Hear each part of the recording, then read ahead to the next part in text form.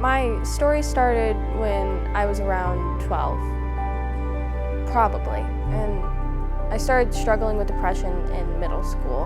And at the time, I didn't really know what that was. I wasn't familiar with mental illness.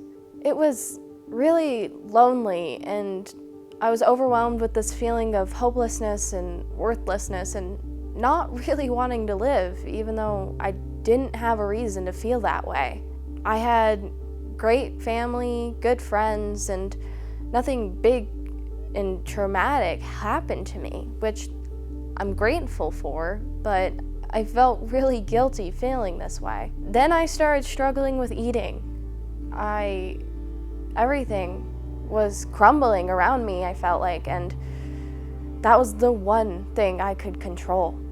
I lost a lot of weight, and my mom picked up on that, and she made me go see a therapist and a doctor, which I was ashamed of. I thought seeing a therapist meant I was crazy. I convinced my mom that I was okay and that I would fix whatever was going on. But of course, that didn't happen. I just learned how to fake a smile, and I isolated myself from my friends.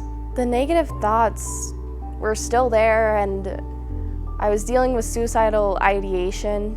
The only time I attempted, though, was my senior year of high school. Nothing big came of it. I didn't have to be hospitalized or anything, so no one knew. So I just repressed it. It wasn't for a while that I realized that trying to take your life in any way was a big deal. I am grateful I'm still here today, and music was a big help. It was a big comfort. I sought help when I was around 18 or 19, and it was the first time that I actually felt like I was being helped by my therapist. I even started taking medication for my depression. Only my mom and my best friend knew. The stigma is a big reason why I didn't want to talk about it. It made me feel crazy and weak and even selfish. Of course, those things aren't true. I think people that haven't been in that spot have a harder time understanding.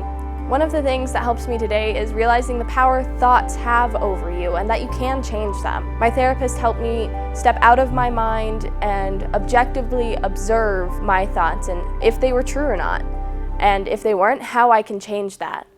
And accepting who I am and finally aligning my beliefs with my actions.